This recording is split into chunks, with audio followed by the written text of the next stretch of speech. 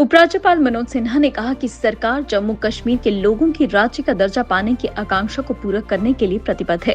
7 साल में जम्मू कश्मीर विधानसभा के पहले बजट सत्र को संबोधित करते हुए सिन्हा ने कहा कि ये सत्र महज एक विधायी औपचारिकता नहीं है, बल्कि सुशासन, पारदर्शिता और समावेशी विकास के प्रति उनकी प्रतिबद्धता का प्रतिबिंब है। उन्होंने कहा, जम्मू कश्मीर के लोगों की सबसे बड़ी आकांक्षाओं में से एक पूर्ण राज्य का दर्जा बहाल करना है।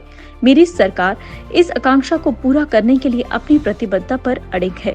उन्होंने कहा कि सरकार इस आकांक्षा के भावनात्मक और राजनीतिक महत्व को पहचानती है और सभी हितधारकों के साथ जुड़ने के लिए प्रतिबद्ध है। सिन्हा ने कहा, ये बजट ऐतिहासिक महत्व रखता है क्योंकि ये जम्मू कश्मीर में 7 साल में पहली बार किसी निर्वाचित सरकार द्वारा पेश किया गया है। ये लोगों की शक्ति का प्रतीक है जिसे उनके निर्वाचित प्रतिनिधियों ने तैयार किया है। उपराज्यपाल ने आगे पुष्टि की कि ये बजट दस्तावेज सिर्फ वित्तीय ही नहीं है, बल्कि ये लोगों की उज्जवल भविष्य की आशाओं और आकांक्षाओं को भी दर्शाता है। उन्होंने शांति और समृद्धि बनाए रखने और लोगों से किए गए वादों को पूरा करने के लिए सरकार की प्रतिबद्धता को दोहराया। निर्दलीय विधायक शेख खुर्शीद अहमद ने सोमवार को जम्मू कश्मीर विधानसभा परिसर में सोपोर और कठुआ में हाल ही में मारे गए 2 लोगों के परिवारों को न्याय दिलाने और अनुच्छेद 370 और राज्य का दर्जा बहाल करने की मांग को लेकर प्रदर्शन किया। भारी बारिश के बीच लंगेट विधानसभा क्षेत्र के विधायक, जो इंजीनियर राशिद के नाम से मशहूर सांसद शेख अब्दुल्ला राशिद के भाई हैं, विधानसभा परिसर की सीढ़ियों पर बैठे और 2 नागरिकों की मौत की न्यायिक जांच की मांग करते हुए बैनर पकड़े रहे। उन्होंने बजट सत्र के पहले दिन उपराज्यपाल के अभिभाषण के दौरान सेंट्रल हॉल में बैनर उठाने की भी कोशिश की, लेकिन विधानसभा के वॉच एंड वॉच स्टाफ ने उन्हें ऐसा करने से रोक दिया। उनसे एक बैनर जब्त कर लिया गया। अहमद ने विधानसभा के बाहर संवाददाताओं से कहा, मैंने उपराज्यपाल के सामने विरोध प्रदर्शन किया। मैंने वसीम मीर और माखन दीन के परिवारों के लिए न्याय की मांग उठाई। पुलिस और सरकार इस मामले पर चुप है, कुछ नहीं किया गया। यहाँ तक कि विधायक भी चुप है, इसीलिए मैंने ये मुद्दा उठाया। हम उनके लिए न्याय की मांग करते हैं। उन्होंने इन घटनाओं की न्यायिक जांच की आवश्यकता पर जोर दिया। उन्होंने कहा, हम उपराज्यपाल से न्यायिक जांच शुरू करने का आग्रह करते हैं। हम इस मुद्दे को विधानसभा में भी उठाएंगे। मीर को कथित तौर पर 5 जनवरी को उत्तरी कश्मीर के बारामूला जिले के सोपोर में सुरक्षा बलों ने गोली मार दी थी। वे कथित तौर पर एक चेक पॉइंट से तेजी से भाग रहे थे।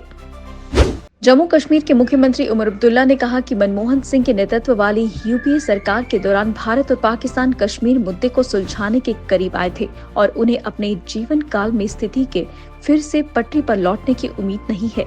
यहाँ शुरू हुए जम्मू कश्मीर विधानसभा के बजट सत्र के पहले दिन सिंह और 4 अन्य पूर्व विधायकों को श्रद्धांजलि देते हुए अब्दुल्ला ने सिंह की प्रशंसा की और कहा कि उन्होंने विस्थापित कश्मीरी पंडितों की वापसी के लिए व्यवहारिक रूप से कदम उठाए और उनकी कार्य समूह अभी भी प्रासंगिक है। विधानसभा ने पूर्व प्रधानमंत्री मनमोहन सिंह, पूर्व मंत्री सैयद गुलाम हुसैन गिलानी, पूर्व राज्यसभा सांसद शमशेर सिंह मनहास और पूर्व विधायकों गुलाम हसन पर्रे और चौधरी प्यारा सिंह को श्रद्धांजलि देने के लिए 2 मिनट का मौन रखा, जिनका नवंबर में पिछले विधानसभा सत्र के बाद निधन हो गया था।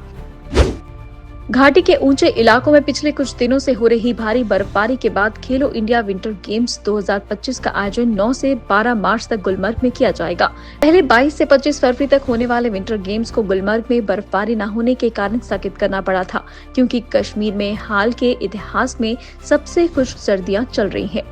जम्मू कश्मीर स्पोर्ट्स काउंसिल की सचिव नुजहत गुल ने यहां संवाददाताओं से कहा, हम 9 से 12 मार्च तक खेलो इंडिया विंटर गेम्स 2025 की मेजबानी करने के लिए पूरी तरह तैयार हैं। देश भर के शीर्ष शीतकालीन खेल एथलीटों के इस आयोजन में भाग लेने की उम्मीद है।